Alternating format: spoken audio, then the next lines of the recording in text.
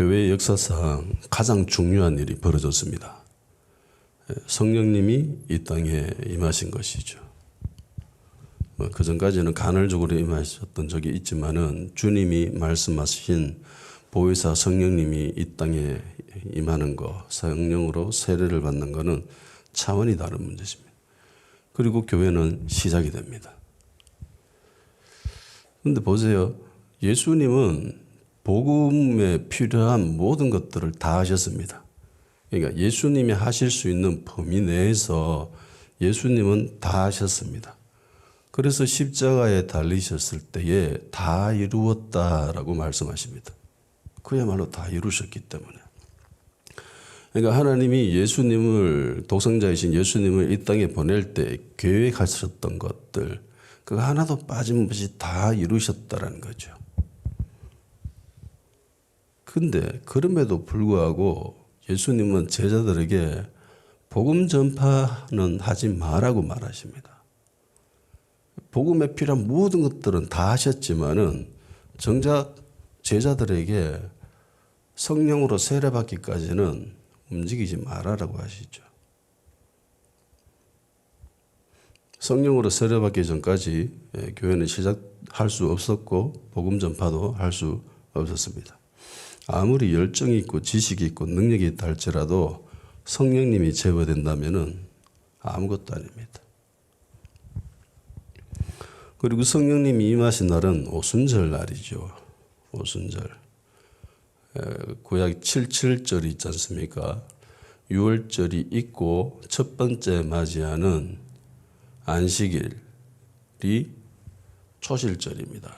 그 날을 기준으로 77이 49일 77절을 지내고 그 다음 날이 50일째 되는 날인데 그 날을 오순절이라고 합니다. 왜 하나님은 오순절에 성령님이 임하도록 계획하셨을까요? 예수님도 유대 절기를 따라서 그렇게 움직였습니다. 원래는 6월절에 예수님을 죽이지 말자라고 하죠. 대제사장들과 얘네들이 밀란이 일어날까 두렵다. 6월절에는 하지 말자라고 했는데 정작 그들의 뜻과는 전혀 상관없이 6월절에 어린 양으로 돌아가셨습니다. 그리고 성령님은 오순절 날에 이 땅에 임하신 것이죠. 구약에서 오순절 날에 일어났던 굵직한 사건이 하나 있습니다. 그게 모세가 시내산에서 율법을 받은 날입니다. 근데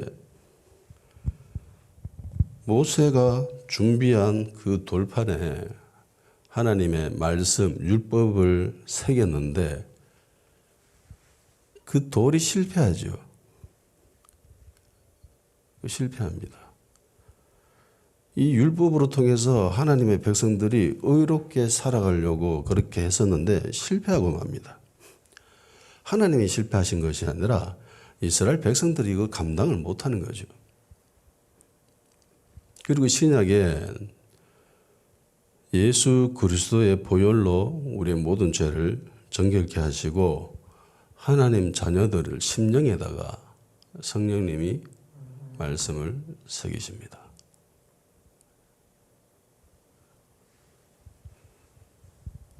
그리고 구약에서는 이 성령님을 모든 하나님의 백성들이 누릴 수 있는 것이 아니었죠. 이 성령님이 임한다라는 건 다른 말로 기름 부으심이라고도 하는데 이 기름 부음은 왕, 제사장, 선지자에게만 한정되어 있는 것이었습니다. 대다수 이스라엘 백성들에게는 기름 부음이 없었습니다. 그래서 하나님의 뜻을 알기 위해서는 그 기름 부음 있는 자들을 찾아갔었죠. 그래서 하나님을 물었습니다. 그런데 신약 시대에는 모든 그리스도인들 안에 성령님이 내주고 계십니다. 우리 안에 하나님이 계신다는 거예요. 고린도전서 3장 16절 너희는 너희가 하나님의 성전인 것과 하나님의 성령이 너희 안에 계시는 것을 알지 못하느냐. 우리가 하나님의 성전이라는 거죠. 로마서 8장 14절 무릇 하나님의 영으로 인도함을 받는 사람은 곧 하나님의 아들이라. 우리 안에 하나님의 영, 성령님이 계시고 그 성령님이 인도함대로 따라가는 사람들이 바로 하나님의 아들이다라고 이야기를 합니다. 그러므로 더 이상 이제 왕이나 선지자나 제사장을 찾아갈 필요가 없는 거죠. 구약시대 때는 제사가 있었지만 신약에는 제사가 필요가 없습니다. 우리 한 사람 한 사람들이 기름 부음 받은 자들이고 제사장을 통해서 하나님을 만났지만은 이젠 우리 안에 성령님이 계시고 개인 한 사람 한 사람이 하나님을 직접 만날 수 있는 특권을 누리게 됐습니다. 그래서 예수님이 내가 너희들과 함께 있는 것보다 내가 너희를 떠나가는 것이 너희들에게 더 유익이다라고 말씀하신 거예요. 우리 안에 하나님이 계시니까. 이 사건이 교회사적으로 너무나 중요하고 지대한 영향을 미쳤습니다. 그래서 오죽하면 일부 교단의 이름 자체가 그냥 오순절파죠.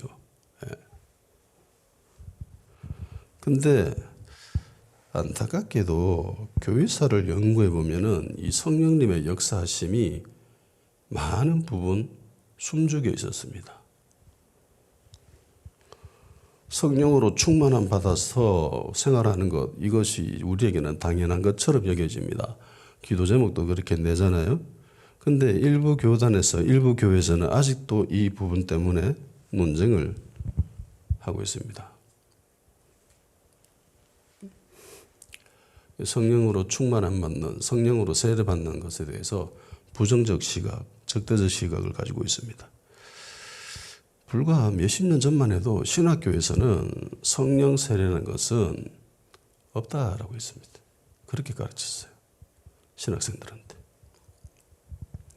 그냥 성령 세례라고 하는 것은 교회가 탄생하기 위해서 단회적, 일시 한 번 이례적으로 일어나는 일이지 그게 계속 일어나지는 않는다라고 이야기하고 뭐 그렇게 배웠던 사람들이 많았습니다. 그러니까 어린아이가 태어나면은 돌잔치를 하잖아요. 이후에 돌잔치를 또 합니까? 돌잔치 지나고 난 뒤에 이제 그 이와 유사하다라고 그렇게 이야기하는 사람들이 있습니다. 교회사적으로 하나님의 은총이 그냥 한번 허락된 것뿐이다라고 생각을 하고 그렇게 가르치고 목사님들은 그렇게 목회를 했습니다. 이런 가르침을 받은 사람들이 이 성령의 역사심에 대해서 부정적으로 인식하고 있으니까 성령님이 역사하지 않는 것은 당연합니다. 그 결과 교회가 형식과 껍데기만 남아 있고 정작 안을 채워야 되는 생명이 사라져버린 그런 무미건조한 교회가 되기도 했었습니다. 그래서 교회에서 일부 교회가 자기들이 경험해 보지 못한 약간 낯설고 불편한 그런 모습이 보이면은 색안경 끼고 보죠. 저들 뭐가 이상한데 라고 생각을 합니다. 이런 시선이 극단적으로 발전하게 되면은 이단이라고도 이야기를 해버리죠. 이단이라고 하는 것은요, 기독교의 근간을 이루고 있는 굵직굵직한 교리들이 있습니다. 그것을 부정할 때 이단이 되는 거예요. 기도 많이 한다고, 뭐 방언한다고, 예언한다고 이단이 된다는 것은 그건 곤란한 거죠. 그런데 역사적으로 봤을 때는 실제로 이런 일들이 벌어졌었습니다. 대한민국의 유명한 큰 교회들은 대부분 다 한 번쯤 이단으로 정죄받은 그런 교회들입니다. 그래서 한동안 오랜 시간 동안 주류 교회에서는 이 성령님의 역사하심에 대해서 인정하지 않고 부정적으로 생각했습니다. 그런데 하나님께서 때가 되면 다시 역사하셔 이 땅에 성령님의 운행, 성령님의 역사하심을 경험하게 되죠. 그리고 거기에 반응하는 신실하고 순결한 그리스도인들이 자기들의 믿음을 지킴으로 인해서 지금 교회는 굉장히 균형이 잡혀 있는 그런 교회라고 할 수 있습니다. 교회사 연구해 보면은 안타까운 장면을 볼 때가 꽤 있어요. 지금은 대부분 교회에서 성도들이 부흥에 대해서 별다른 이견이 없지요. 1950년대에 있었던 웨일즈 대부흥, 그 이어서 우리나라에도 있었던 평양 대부흥, 미국의 아주사 부흥, 이런 것들 다 대부분 인정합니다. 미국 1차, 2차, 3차 대각성 운동, 이런 것들 다 인정하죠. 이것을 마귀의 역사라고 이야기하는 사람들은 거의 없어요. 다 하나님의 역사라고 인정을 합니다. 그런데요, 그 당시에는 이걸 하나님의 역사라고 인정하지 않았습니다. 많은 교회에서 여기에 대해서 불편한 시각을 가지고 공격을 했습니다. 하나님의 역사하심은 선하지만 거기에 반응하는 인간들은 때가 묻어 있죠. 그죠? 그래서 인간이 하는 것에는 온전한 게 없습니다. 하나님이 하시는 것은 온전하지만 거기에 반응해서 움직이는 인간들의 모습은 늘 안 좋은 모습들이 있어요. 그 어쩔 수 없는 부분입니다. 그리고 반대하는 사람들은 그 부분만을 확대시켜서 봐라, 이게 이렇게 되는데 어떻게 이게 하나님의 역사라고 인정할 수 있냐 이러면서 교회가 갈라지고 심지어 교단이 갈라지는 일도 많이 일어났습니다. 나 이 땅에는 교회의 소망은 부흥밖에 없다라고 생각하는 사람입니다. 교회 건물이 교회에 생명을 줄 수 있을까요? 교회 예배 시스템이 잘 꾸며져 있다고 교회가 생명의 역사할까요? 하나님의 역사하심이 일어납니까? 많은 프로그램과 교회 건물과 멋들어진 예배 시스템이 분명히 도움을 주는 건 사실입니다. 우리들에게 도움을 주죠. 그렇지만 그것만으로는 안 되죠. 그건 그냥 옵션일 뿐이고 그런 것들은 있어도 좋고 없어도 그만입니다. 제일 중요한 거는 성령님이죠. 하나님의 생명입니다. 이게 빠져버리면은 교회는 아무것도 아니에요. 교회 예수 그리스도가 빠지고 난 뒤에 아무리 예배하고 프로그램 돌리고 교회 건물 건축한다고 그래봐도 무슨 소용이 있습니까? 어떤 사람들은 이야기합니다. 교회에 어떻게 예수님이 없을 수가 있노? 있을 수 있어요. 계시록에 보십시오. 예수님 밖에서 문을 두드리고 있잖아요. 누구든지 듣거든. 문 좀 열어도. 내가 다 가지고 같이 먹고 마실래. 근데 아무도 안 열어주지요. 교회 안에 예수님이 없었다는 겁니다. 이 시대에는 과연 그런 게 있을 수 있을까요? 충분히 있을 수 있죠. 교회에 예수님 안 계시고 그냥 자기들끼리 모여가지고 우리 잘 지낸다. 우리 부유하다. 우리 행복하잖아. 이러면서 살 수 있습니다. 그리스도인들은요. 삶의 목적이 행복이 되어서는 안 됩니다. 그리스도인들의 삶의 목적은 하나님이 되어야 돼요. 하나님의 영광. 근데 거의 대다수의 그리스도인들이 개인의 행복 때문에 예수님을 믿고 신앙생활을 하는 것처럼 보입니다. 이건 부정할 수 없어요. 그들의 기도 제목, 그들의 삶의 태도를 보면은 그건 확실합니다.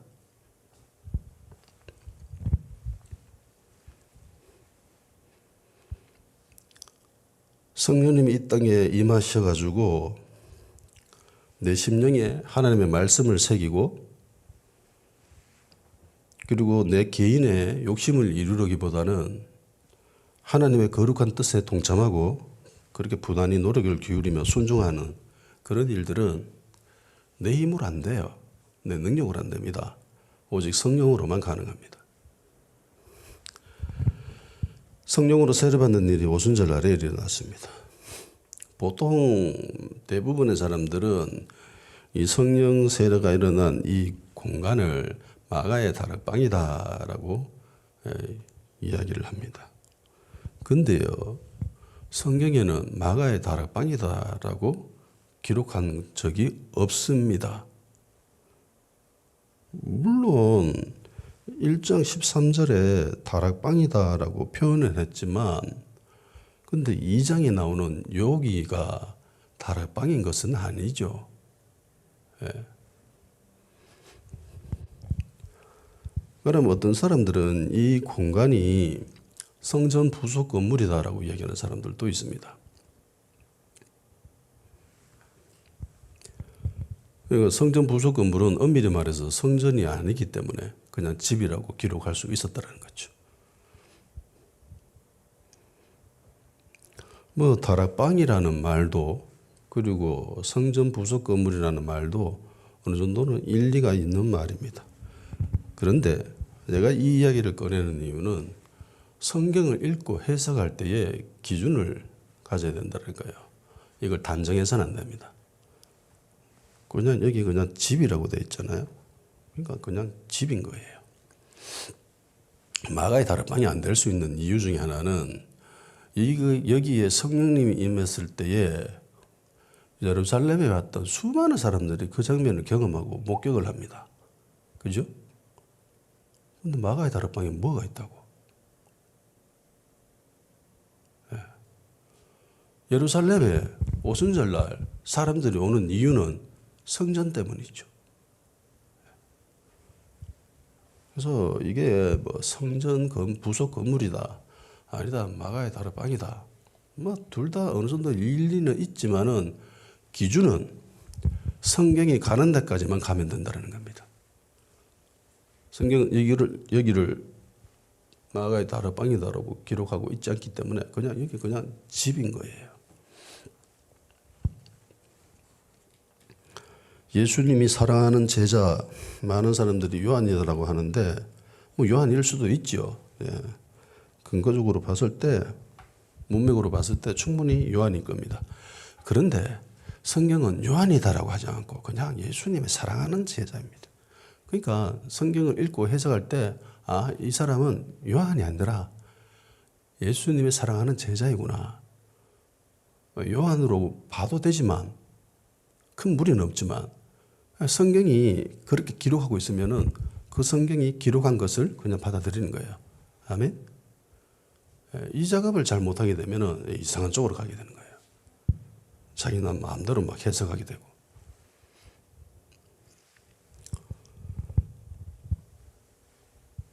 그리고 에스겔에 보면은 하나님의 영광이 임할 때 주로 성전에서, 성전 주변에서 일어나죠. 그래서 뭐 이래 봐도 되고 저래 봐도 됩니다. 근데 중요한 거는 단정 지어서는 안 된다는 겁니다. 성령으로 세례를 받을 때 상황에 대해서 한번 살펴봅시다. 일단 그들이 한 곳에 모였습니다. 그 집이 어딘지 몰라도 성경에는 한 마음으로 앉아 있다라고 합니다. 같은 마음을 가지고 앉아 있었다라고 합니다. 우리는 대체로 기도할 때 앉아서 기도하지요. 근데 유대인들은 좀 다릅니다. 유대인들은 기도할 때 대부분 서서 기도할 때가 많아요.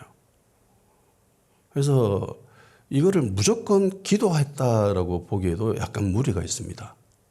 대체로 유대인들은 서서 기도하니까 통곡에 보기에서 기도하는 모습 봤죠. 영상이나 유튜브에 있나 보면 계속 서서 이렇게 기도하고 있습니다. 그래서 어떤 이들은 앉아 있었다라고 하는 것을 보고 말씀 듣고 있었다라고 이야기하는 사람들도 있습니다. 뭐 어쨌든 그냥 앉아 있었습니다. 한 마음으로 기도를 했는지 말씀을 들었는지 분명한 것은 예배 시간이었다는 거죠. 집회 시간이었습니다. 그리고 갑자기 예고 없이 호련히 급하고 강한 바람 같은 소리가 났습니다. 그리고 그 소리가 온 집에 가득했습니다. 자세히 보세요. 바람이 주체가 아닙니다. 뭐가 주체입니까? 급하고 강한 바람 같은 소리죠. 바람이 그 집안에 가득 찬 게 아니라 그 소리가 마치 굉장히 태풍 불을 때, 폭풍을 칠 때 그런 소리, 굉장히 급하고 강한, 문을 살펴보면요, 으르렁이라고 되어 있습니다. 소리가 마치 으르렁거리는 것처럼 큰 소리가 났다고 합니다.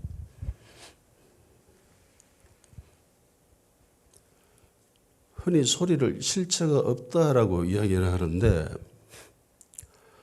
아니죠. 소리는 파장으로 이루어져 있습니다. 그죠? 내가 여기서 아라고 하면은 이 파장이 흘러가서 공기를 타고 여러분들 귀에 들리는 거예요. 그래서 소리가 느껴지는 겁니다. 파장이 있다는 것은요, 에너지가 있다는 겁니다. 에너지가 있는 것은 실체가 있죠. 모든 에너지는 실체가 있습니다.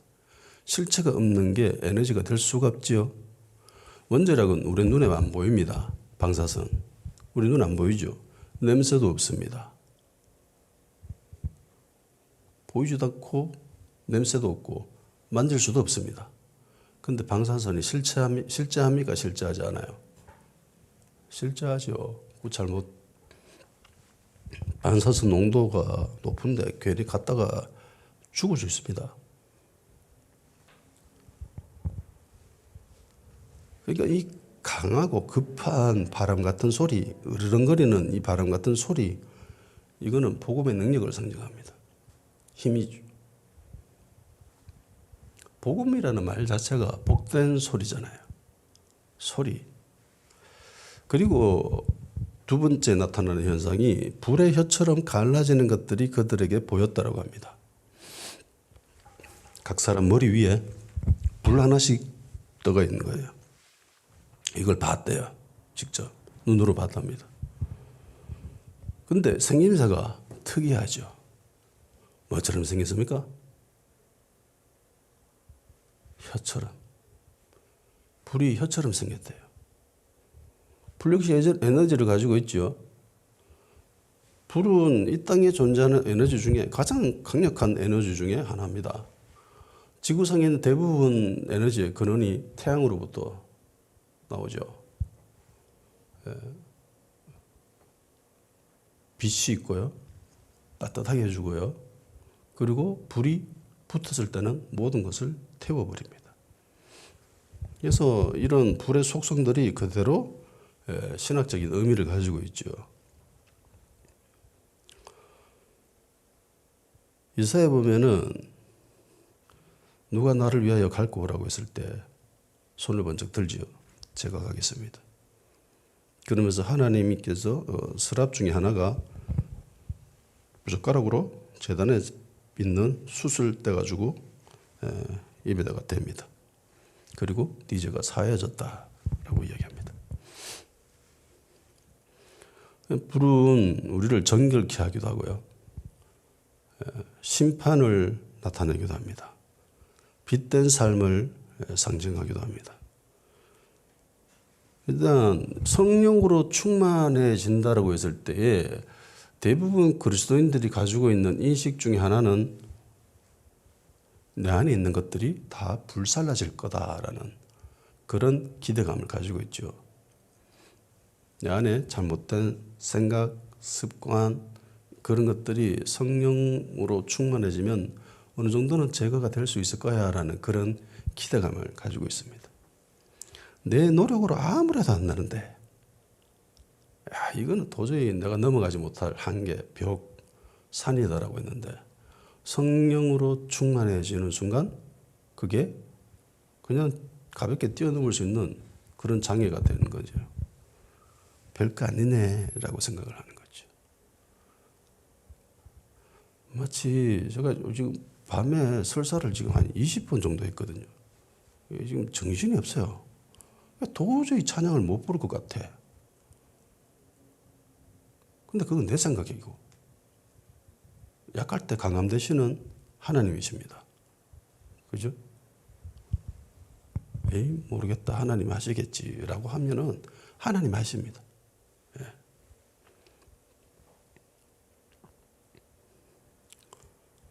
성령으로 충만해지면 우리 안에 있는 모든 부정한 것들이 불살라질 것이고 내가 한계라고 생각했던 것들이 뛰어넘을 수 있게 됩니다. 또 불은 하나님의 임재를 상징하기도 하죠. 광야에서 여호와께서 불기둥 구름기둥으로 임하여 계셨습니다. 그리고 모세는 시내에서 떨기나무, 불타고 있는 떨기나무를 봤죠. 엘리야 역시 하나님 산에서 여호와의 불을 경험합니다. 불이 이런 여러 가지 의미를 가지고 있습니다. 그런데 이 중에 뭘까? 여기에 임하고 있었던 이 불은 어떤 의미를 나타낼까? 그 답은 혀처럼 생겼다는 데 있습니다.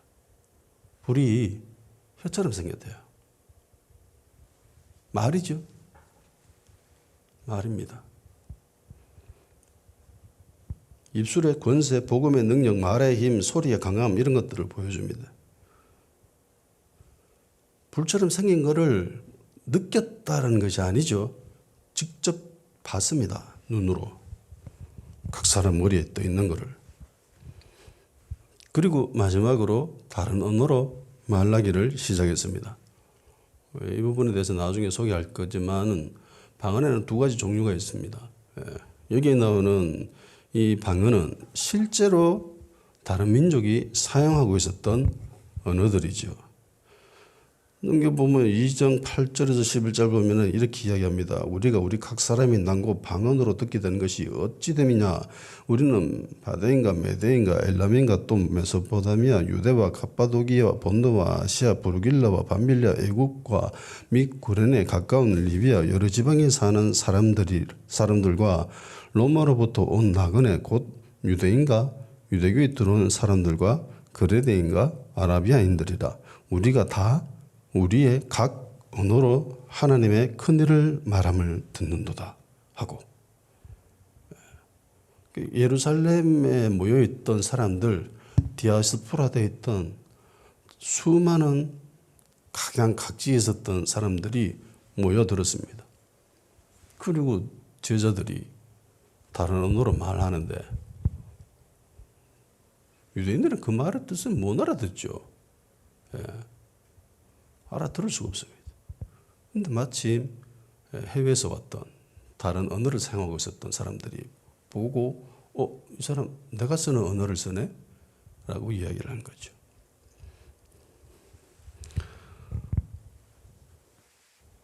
세 가지 현상 모두 말과 관련이 있습니다. 즉 성령으로 세례받는 일의 가장 주도적인 역할을 담당하는 지체가 입입니다. 성령으로 세례를 받으면 입이 거룩하게 되고 정결하게 됩니다. 말에 힘이 있고요. 복음의 능력을 소유해서 단단하게 전파할 수 있게 됩니다. 사도행전 2장에 나와 있는 성령으로 세례받는 모습이 세 가지가 다 그걸 이야기하고 있잖아요. 그런데 안타깝게도 많은 사람들이 성령으로 세례를 받게 되는 것에 대해서 잘못 인식하고 있는 경우가 많이 있습니다.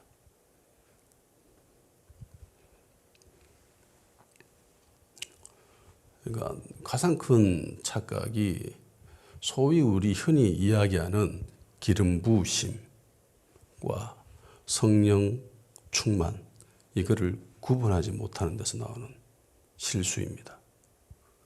소위 기름 부으심이라고 하는 것들은 은사를 많이 이야기를 합니다. 그죠? 환상 보고, 예언하고, 통변해주고, 그런 것들. 바울이 그렇게 했었잖아요. 그런데 그거는 그냥 은사고 기름 부으심이지 그게 곧 성령으로 세례받는 성령 충만함 받는 것은 아닙니다. 다 말과 관련이 있어요. 기도 뜨겁게 하고 막 각종 은사가 있고 막 손 얹으면 막 치유가 일어나고 이런 것들은 그냥 기름 부으심 은사지 이게 성령 세례는 아닙니다. 성령으로 충만한 것은 아니에요. 이후에 나오는 사도행전에 보여지는 대부분의 사람들이 성령으로 세례받을 때 이 사람들이 어떤 현상을, 어떤 모습을 보입니까? 방언하죠. 기름 부으심은 있어도 그만이고 없어도 그만인 겁니다. 제일 중요한 거는 말입니다. 말.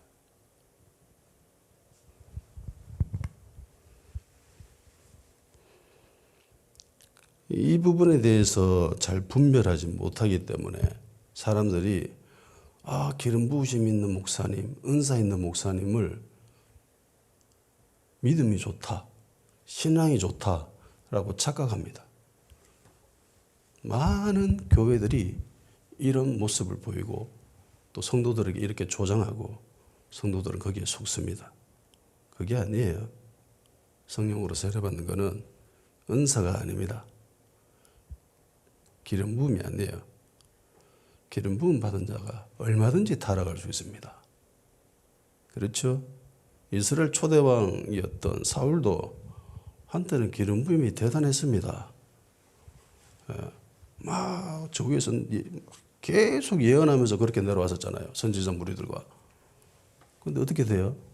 그 결과, 그 말로가 비참한 인생을 살게 되잖아요. 대한민국에 좀 영빨 있다, 기도 좀 한다, 은사 있다라고 이야기했던 많은 사람들, 기도원도 꾸리고, 교회도 만들고, 선교센터도 하고, 근데 다 온전합니까? 온전한 모습으로 있어요? 그 중에 많은 부분들은 이단으로 빠져 있습니다. 은사에, 기름 부음에 꽂혀가지고. 정작 우리에게 중요한 것은 말씀이고 그 말씀을 힘있게 전가하는 우리의 입술인데 우리 입인데 그걸 까먹고 기름 부음만 추가하다 보니까 그런 일들이 일어나는 거예요. 그래서 마지막으로 이 성령 세례, 성령 충만이라고 하는 것은 일부 사람들이 이야기하는 마음속에 어떤 느낌, 뭐 추상적인 개념 그런 게 아닙니다. 다 이 가시적인 거예요. 실체가 있는 것들입니다. 소리가 있었고요. 불이 있었고요. 다른 언어로 막 말하잖아요. 그러니까 성령 세례라고 하는 거, 성령으로 충만을 받는 거는 눈으로 표납니다. 예. 눈으로 표나요. 성령 세례 받았다, 성령 충만 받았다라는 사람은 이전과 다른 모습을 보이는 겁니다. 표가 나요. 표가 안 날 수가 없습니다. 내가 예수 믿었지만 예수 믿기 전이나 예수 믿고 있는 후나 내 모습이 똑같다 라고 하는 사람은요, 성령으로 변화받지 못한 분입니다. 물론 성령님 임하고는 계시죠. 예수님 믿을 때 성령님 임하기는 합니다. 그런데 성령으로 충만받는 것은 별개의 문제입니다. 모든 사람들이 다 하나님의 자녀잖아요. 교회 다니는 사람들은. 그런데 그 모든 사람들이 다 하나님께 쓰임받는 건 아니죠. 이게 다른 문제라는 겁니다. 불신자들은 다 마귀에 속했습니다. 그런데 마귀에게 특별히 쓰임받는 사람들은 있습니다. 이게 다르다는 겁니다.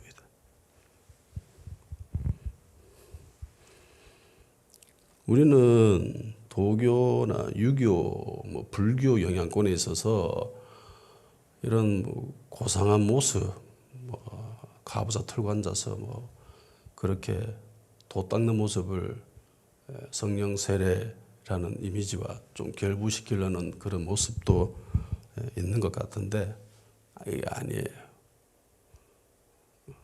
가치관이 바뀌어야 되죠. 성경적인 가치관으로. 성령 세례라는 것은 분명히 실체가 있습니다. 능력이 있고 힘이 있습니다. 가장 큰 변화는 우리의 입술입니다. 우리의 말입니다. 그래서 말이 험한 사람들이 있습니다. 거짓말하는 사람들이 있습니다. 예수 믿는다고 하는데 저는 그 사람의 신앙을 제대로 보지 않습니다. 그건 예도시거든요. 새 옷을 입어야 됩니다. 교회는 성령으로 충만해야 됩니다. 말씀으로 채워져 있어야 되고 기도로 채워져 있어야 됩니다. 예수 그리스도로 채워져 있어야 됩니다.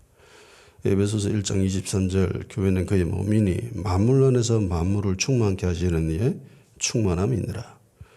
에스겔 37장 9절 또 이르시되 또 내게 이르시되 인자야 너는 생기를 향하여 대언하라. 생기에게 대언하여 이르기를 주 여호와께서 이같이 말씀하시기를 생기야 사방에서부터 와서 이 죽음을 당한 자에게 불어서 살아나게 하라 하셨다라. 말의 힘인 거예요. 복음의 능력입니다. 선포하니까 그렇게 되지요. 예수 그리스도의 이름에 능력이 있습니다. 그 이름으로 선포하면 이루어지는 것이죠. 다 같이 기도하는 시간 가집시다. 주님 우리를 불쌍히 여겨주셔서 우리에게 성령으로 충만해지게 하여 주시옵소서. 이 땅의 모든 교회와 주님의 자녀들이 주님의 말씀으로 기도로 그리스도로 충만한 교회 성도들이 될 수 있도록 은혜를 베풀어 주시고 이 땅의 교회들에게 부흥이 임하사 주님의 생기로 일어나게 하여 주시옵소서. 생기가 사방에서 불어와 죽어가는 교회에게 그리고 죽어가는 우리들을 살려 일으키소서. 다 같이 기도하는 시간 가지도록 합시다.